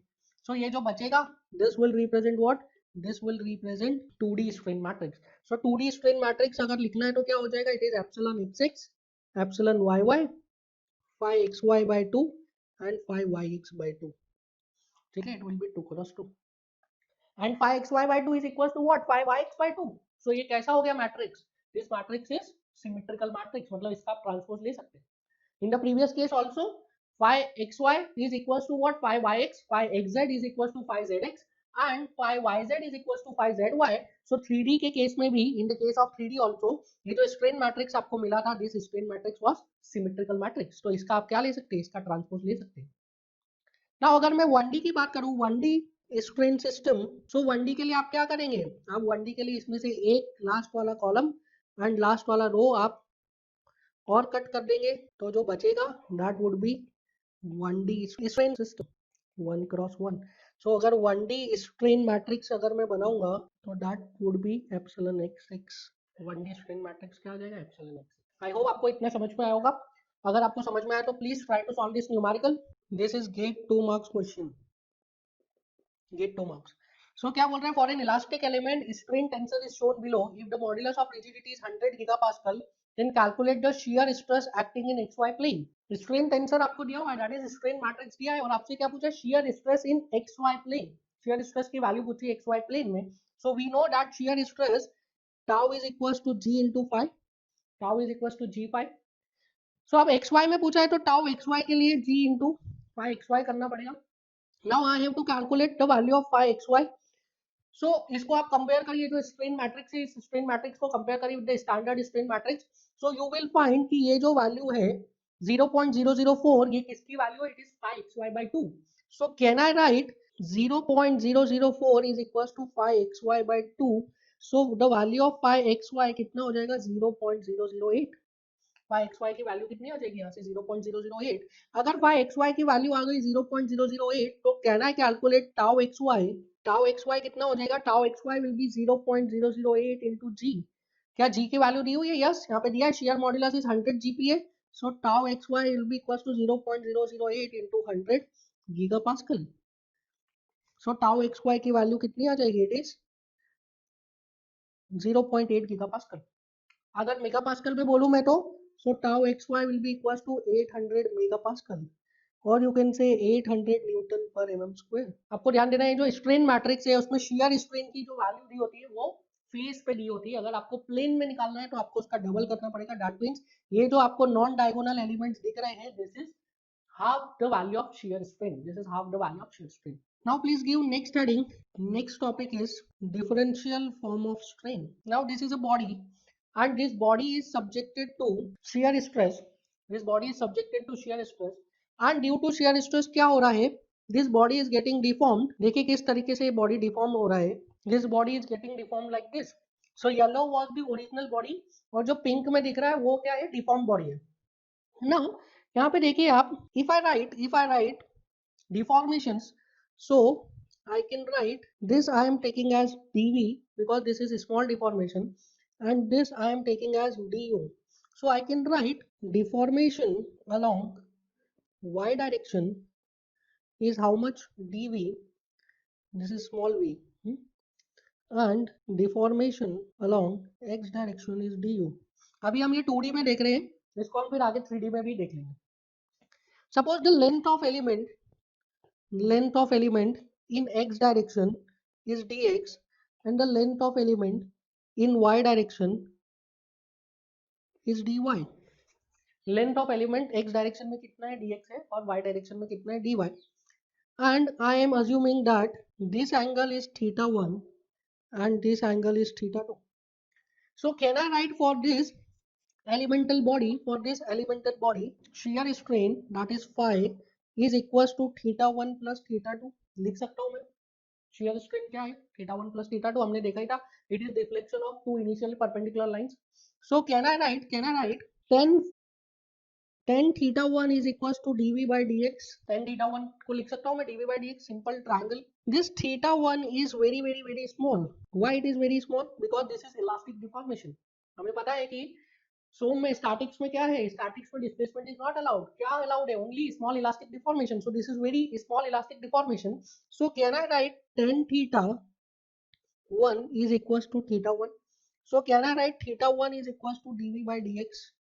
Similarly, can I write theta 2 is equals to dv by dx? So from here, can I write, यहाँ पे लिख रखिए value, phi is equals to how much? Phi is equals to how much? Theta 1 plus theta 2. It is equals to theta 1 plus theta 2. So can I write phi is equals to dv by dx plus du by dy? Now this is the case of 2D. This is what? This is the case of 2D. अगर मैं 3D में assume करूँ, in case of 3D, dw is deformation in z direction. So क्या मैं लिख सकता हूँ that phi xy is equals to dv by dx plus du by dy.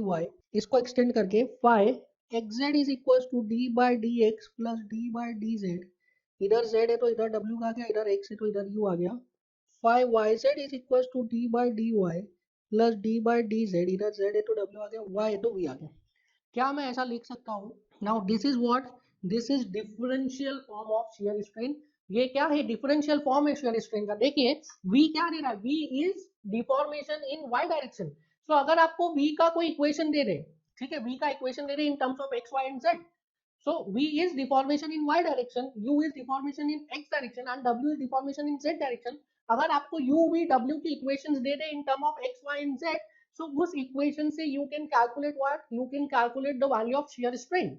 कैसे कैलकुलेट कर सकते हैं? By using this equations. ये जो इक्वेशंस है इसको आप यूज करके shear strain कैलकुलेट कर सकते हैं. ठीक है, अब इससे रिलेटेड एक हम न्यूमेरिकल कर लेते हैं तो आपका कॉन्सेप्ट यही क्लियर हो जाएगा. Please try to solve this numerical. So the numerical is in a plane strain situation in xy plane, the deformation at a point due to loading is given as under. So u का आपको एक equation दिया है, v का equation दिया है और आपसे क्या पूछा है? shear strain in xy plane, that is phi xy पूछा है.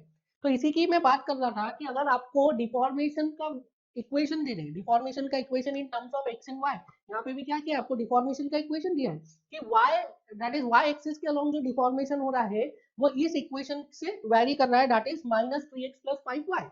और जो x के अलोंग डिफॉर्मेशन हो रहा है -2x plus 8y. सो ये आपको क्या दिया? आपको एक इक्वेशन दे दी है उन्होंने, एक इक्वेशन से आपको क्या दे दिया? डिफॉर्मेशंस दे दिए. तो आपको क्या करना है? You have to calculate shear strain. आप इजीली कैलकुलेट कर सकते हैं. कैसे कैलकुलेट कर सकते हैं? The value of phi xy, this is equals to d by dx plus d by dy. y है तो v, x है तो u. समझ में आया? Simple enough. So phi xy की वैल्यू क्या आ जाएगी? d by dx of 2x plus 8y minus 2x plus 8y plus d by dy of minus 3x plus 5y. So d by dx of 2x is minus 2, ये 0, plus d by dy of minus 3x 0 हो गया, d by dy of 5y is 5 into 10 raised to minus 6 units. ये तो चल ही रहा है यहाँ से ही, into 10 raised to minus 6 units. The answer will be 3 into 10 raised to minus 6 units. क्या आ गया? This is phi xy. सो इस तरीके से क्या करेगा? आपको एग्जाम में जो डिफॉर्मेशन है उसको कोरिलेट कर देगा इन द फॉर्म ऑफ इक्वेशन. एक इक्वेशन के फॉर्म में आपको डिफॉर्मेशन दे देगा और फिर पूछेगा आपसे शियर स्ट्रेन या लॉन्गिट्यूडनल स्ट्रेन. सो अगर इस तरीके से आप डिफरेंशियल फॉर्म में सॉल्व कर सकते हैं इसको, स्ट्रेन के क्वेश्चन को. Now we will discuss some numericals. The first numerical is in front of you. A copper bar 100 mm in diameter and 10 mm gauge length is tested under tension. A tensile force of 9.8 kilonewton produces an axial change in length of 0.126 mm. So क्या दिया है? Initial length of बार कितना दिया है? 100 mm. Initial diameter is 10 mm. और क्या दिया है आपको? फोर्स दिया है P is 19.8 kilo Newton and आपको दिया है change in length delta L दिया है 0.126 mm. A tensile force of 19.8 kilonewton produces an axial change in length of 0.126 mm, while diameter of the bar is reduced by 0.0042 mm. So delta D दिया है आपको 0.0042 mm. This is compression, this is tension. ठीक है, elongation and compression दिया है. Determine capital E and Poisson's ratio. तो आपको capital E and Poisson's ratio पूछ रहा है. सो प्रोसीड करते हैं इसको सॉल्व करना. सो कैपिटल ई हमें पता है, कैपिटल ई क्या होता है? It is sigma by epsilon. So sigma क्या होता है? P by A. So P कितना है? इफ आई कैलकुलेट ए, तो A is pi by 4 into D square. So pi by 4 into 10 का स्क्वायर. सो यहाँ से सिग्मा आ जाएगा. Sigma is 19.8 into 10 raise to 3 upon pi by 4 into 10 का square. Epsilon क्या पता है? एप्सिलॉन हमें पता है कि delta L by L. So delta L कितना है इसमें? 0.126 mm अपॉन एल इज, ये जो सिग्मा की वैल्यू आएगी ये आएगी न्यूटन पर एम स्क्वायर में. ठीक है, एल कितना है? 100 mm. सो ये आ जाएगा 0. और आई विल राइट 1.26 इंटू 10 की पावर -3. सो सिग्मा आ गया, एप्सिलॉन आ गया. We can easily calculate value of capital E. It is 19.8 into 10 raised to 3 divided by pi by 4 into 10 का square into 1 divided by epsilon है ना, into 1 upon 1.26 into 10 raised to -3. कितनी आ जाती है यहाँ से वैल्यू? यहाँ से वैल्यू आ जाएगी आपकी 2 into 10 की पावर 5 न्यूटन पर mm स्क्वायर. सिमिलरली अगर हम यहाँ पे म्यू की वैल्यू कैलकुलेट करें, that is Poisson's ratio. So Poisson's ratio हमें पता है, it is minus of lateral strain upon longitudinal strain. Longitudinal strain हम ऑलरेडी निकाल चुके हैं, कितना है? It is 1.26 into 10 raise to -3. Longitudinal strain निकाल लिया है हमने. लैटरल स्ट्रेन निकाल लेते हैं. Lateral strain it is delta D upon D. Now delta D की वैल्यू कितनी है? Delta D is -0.0042. माइनस क्यों लगाया? Because it is compressive. D कैसा था? कॉम्प्रेसिव था. So change in diameter is compressive. दिया हुआ है diameter reduced by, so it is -0.0042. small d is 10, both are in mm. so lateral strain की value कितनी आ जाएगी? -4.2 into 10 raised to -3. now longitudinal strain तो हमें पता ही है.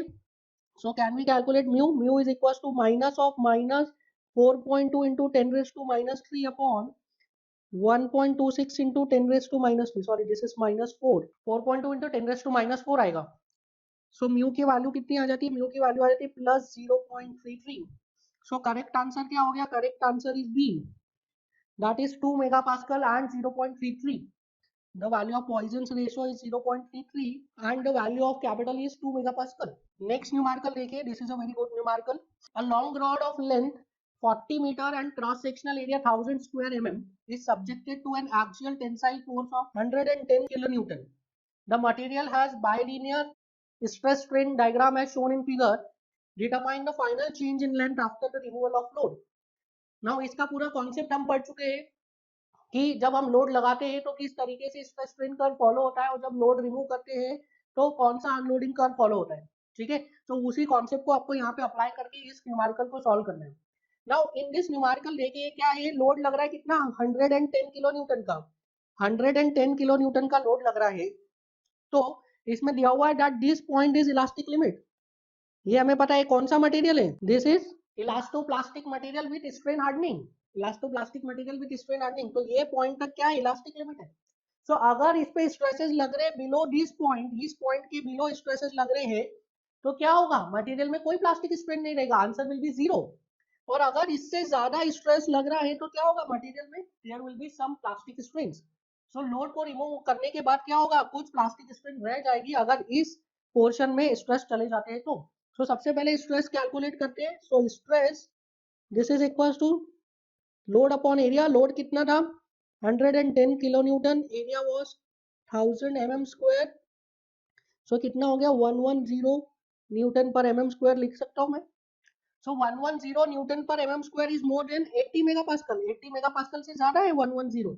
दैट मीन्स आप किस रीजन में चले गए, आप चले गए प्लास्टिक रीजन में.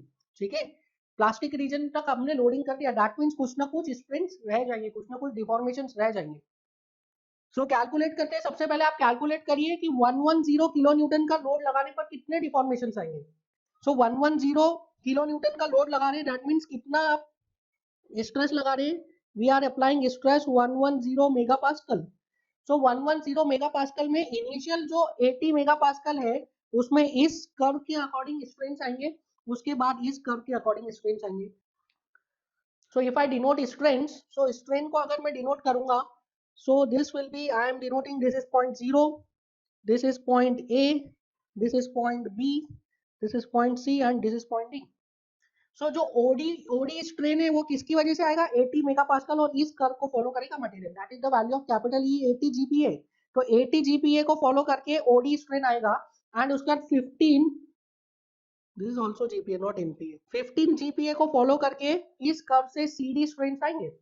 So if I calculate OD, the value of strain OD, so can I write it is sigma by epsilon is capital E. So can I write epsilon is equals to sigma by capital E. So OD is nothing but strain, epsilon OD.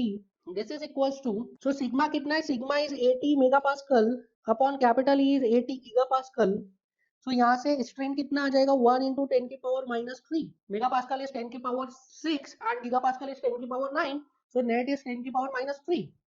So OD strains आ गए. अब if I want to calculate strain DC, if I want to calculate strain DC, तो can I write DC, this is equals to epsilon DC sigma by capital E. अब यहाँ पे जो sigma आएगा, ये सिग्मा इस पोर्शन में कितना सिग्मा इंक्रीज हो रहा है, कितना स्ट्रेस लग रहा है इन द पोर्शन CD और DC, कितना स्ट्रेन लग रहा है, it is 30. So this value is 30 megapascal. कैसे आया 30, यहाँ पे स्ट्रेन कितने 110 और यहाँ पे 80.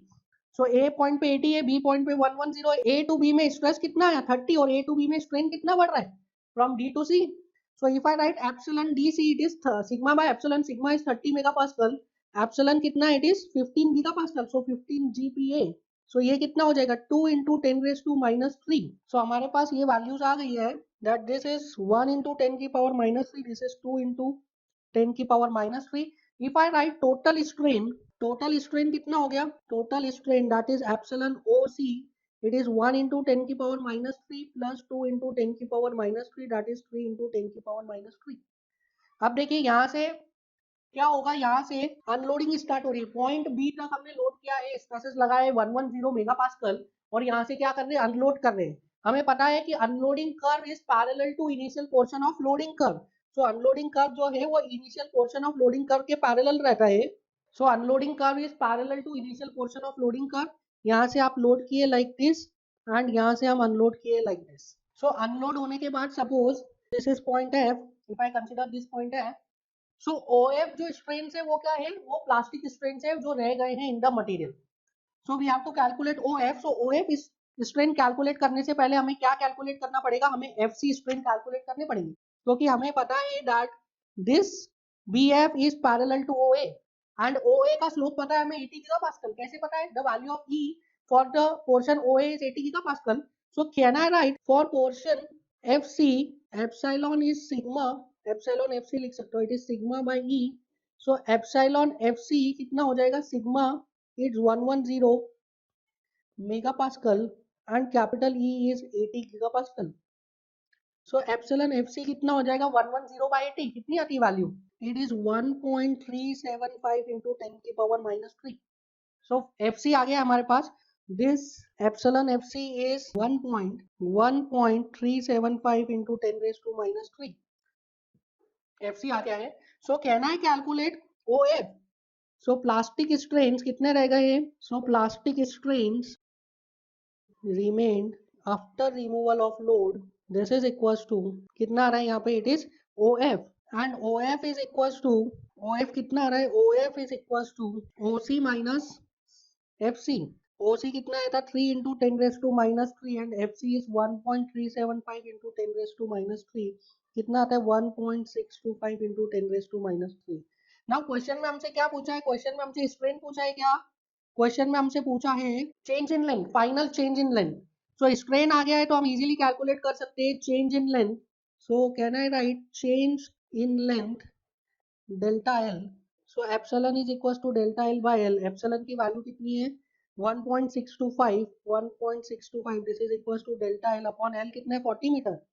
सो डेल्टा एल कितना आ जाएगा 40 मीटर इंटू 1.625 इंटू 10⁻³ सो कितना आ जाता है यहाँ से delta L, it will come out to be 65 mm. So the correct answer is 65 mm. 65 mm है क्या, कोई ऑप्शन मैच कर रहा है, देखिए यस ऑप्शन है 65 mm। तो समझ में आया किस तरीके से हमने ये क्वेश्चन को अटेम्प्ट किया है। सबसे पहले आप लोडिंग कर्व पे गए, लोडिंग कर्व पे जाके आपने देखा कि टोटल स्ट्रेंथ कितने आ रहे हैं एंड टोटल स्ट्रेंथ कैलकुलेट करने के बाद हमने क्या किया अनलोड किया और अनलोड करके देखा हमने कि कितने स्ट्रेंथ रिकवर कर लिए। सो टोटल स्ट्रेन आया था ओसी, ओसी में कुछ इलास्टिक थे कुछ प्लास्टिक थे, OD was elastic and CD was plastic. So total strain आ गया ओसी।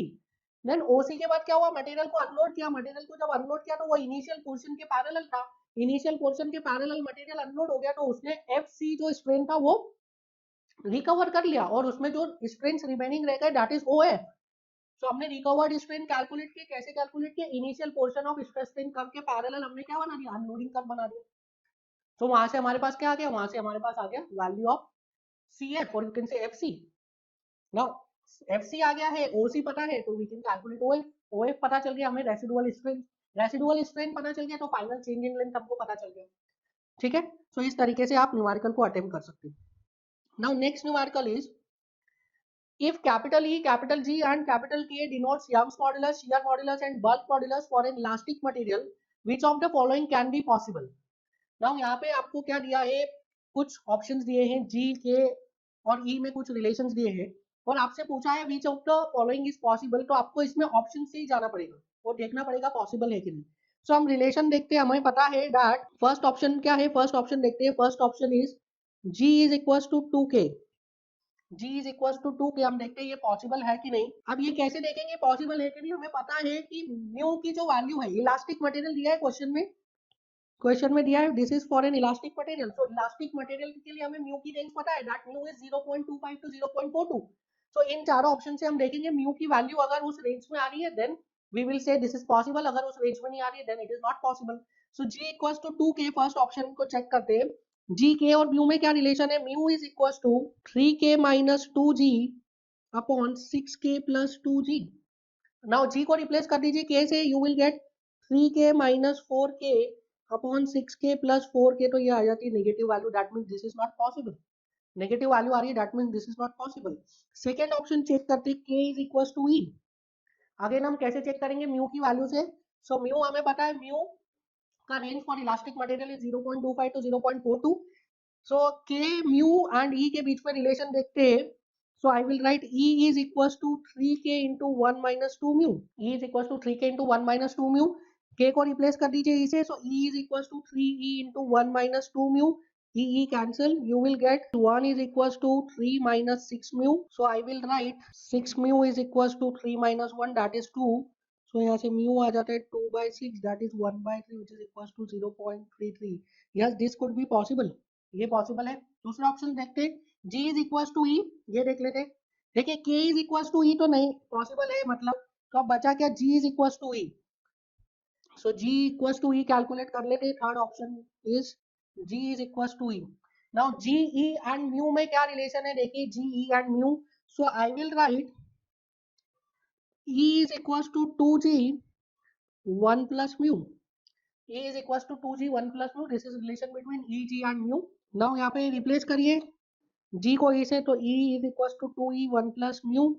E cancel, so 1 is equals to 2 plus 2 mu. So minus 2 mu is equals to 1. So mu की वैल्यू कितनी होगी, minus 1 by 2, which is not possible. So this is not possible. That means G is equals to E, not possible. G is equals to E, not possible. G is equals to 2K, not possible. Correct answer is B. तो option से ही जाना है और कोई आपके पास way out नहीं है। Now next numerical देखिए, A uniform bar kept in x direction is subjected to pure bending. Which of the following represents the strain matrix if the moment is acting about y axis? Now क्या दिया है इसमें, एक बार है जो कि x direction में placed है, ठीक है, मतलब लॉन्गिट्यूडनल एक्सिस कौन सा हो गया, x axis, x axis is the longitudinal axis, और प्योर बेंडिंग लग रहा है, प्योर बेंडिंग लग रहा है किस एक्सिस के अबाउट, y एक्सिस के अबाउट लग रहा है प्योर बेंडिंग, ठीक है। सो प्योर बेंडिंग लग रहा है तो वहीं से समझ में आ रहा है that the value of shear strain will be zero, shear strain कुछ आएगा नहीं, क्या आएगा, only and only normal strain आएंगे। सो सभी ऑप्शन में शेयर स्ट्रेन जीरो है। सो मैं कंसीडर कर रहा हूँ एक uniform bar, so this is a uniform bar, so this is a uniform bar, I am considering axis, so this is x axis, this is z and this is y, and ये हमारा cross section है, I am assuming इस cross section पे क्या लग रहा है, question में दिया है that moment is acting about which axis, y axis, so y axis के अबाउट मोमेंट कैसा लगेगा, इस टाइप से हमने डिस्कशन किया हुआ है इस बारे में, moment is acting about Y axis. अच्छा, जब मोमेंट वाई एक्सिस के अबाउट लगेगा तो मोमेंट वाई एक्सिस के अबाउट किसकी वजह से लगेगा, एक्सियल इसेंट्रिक फोर्स, इसके बारे में हम डिस्कस कर चुके हैं कि एक्सियल इसेंट्रिक फोर्स से क्या होता है, एक्सियल इसेंट्रिक फोर्स से बेंडिंग मोमेंट आता है, एंड ट्रांसवर्स इसेंट्रिक फोर्स से क्या होता है, ट्रांसवर्स इसेंट्रिक फोर्स से टॉर्क आता है, टॉर्शनल मोमेंट आ रहा है। सो एक्सियल इसेंट्रिक फोर्स से क्या आ रहा है यहाँ पे, एक्सियल इसेंट्रिक फोर्स की वजह से बेंडिंग मोमेंट डेवलप हो रहा है। सो एक्सियल फोर्स है, देखिए हमें पता है if the force is axial तो उसके लिए स्ट्रेसेस कैसे डेवलप होंगे, stresses will B normal stress, stresses will B normal stress. So axial force की वजह से नॉर्मल स्ट्रेस डेवलप होंगे, और वो फोर्स कैसा लग रहा होगा, आप ट्राई करिए इसको समझने का, the force is acting like this, ठीक है, ये फोर्स लग रहा है, तभी तो y एक्सिस के अलोंग मूवमेंट आ रहा है, तभी तो y एक्सिस के अलोंग मूवमेंट आ रहा है like this. So along the width अगर मैं बात करूं, अलोंग द विड्थ किस तरीके से स्ट्रेंथ्स लगेंगे, suppose this is a, this is b, this is c, this is d, a b c d, तो bc वाला जो फेस है, bc वाले फेस में कंप्रेशन आएगा एंड ad वाले फेस में टेंशन आएगा। सो this is compression, this is tension, या तो फिर उसका ऑपोजिट भी हो सकता है। तो कहने का मतलब ये है कि BC वाले फेस पे मैक्सिमम स्ट्रेन आएंगे, AB वाले फेस पे मैक्सिमम स्ट्रेन आएंगे, कौन सी डायरेक्शन में आएंगे, ये आएंगे इन द लॉन्गिट्यूडनल डायरेक्शन। सो ये कौन सी डायरेक्शन है, लॉन्गिट्यूडनल डायरेक्शन। सो लॉन्गिट्यूडनल डायरेक्शन में क्या आ रहा है, मैक्सिमम स्ट्रेन आ रहे हैं। नाउ आप देखिए लैटरल डायरेक्शन में क्या आएगा, लैटरल डायरेक्शन में भी स्ट्रेन आएंगे, पर क्यों आएंगे, because of Poisson's ratio. So Poisson's ratio की वजह से क्या होगा, जो डेप्थ है, डेप्थ के along, this is BC, this is AD, इस टाइप से हो जाएगा, this is lateral. So lateral direction में स्ट्रेन आ रहे हैं because of Poisson's ratio, longitudinal direction में स्ट्रेन आ रहे हैं because of axial force, this is due to axial force and this is due to Poisson's ratio. Axial force की वजह से स्ट्रेंथ निकाली, एक्सियल डायरेक्शन है तो I can write epsilon x, this is equal to sigma by e, lateral direction में I will write epsilon y is equals to sigma x, sorry, minus of epsilon x by mu. Similarly epsilon z is equals to minus of epsilon x by mu. So मैं इसको एक value दे देता हूँ p, इसको दे देता हूँ q, तो इसकी वजह से स्ट्रेन मैट्रिक्स कैसा आ जाएगा, it is p q and q, बाकी सारे एलिमेंट जीरो हो जाएंगे। सो this will be my strain matrix. देख लीजिए कौन सा ऑप्शन आ रहा है, correct option is D, p q and q। समझ में आया, हमने जो एनालिसिस किया था that was about z axis, z axis के अबाउट हमने मोमेंट का एनालिसिस किया था, बट इस क्वेश्चन में जो एनालिसिस है that was about y axis, y axis के अबाउट मोमेंट दिया हुआ है, so you can easily solve।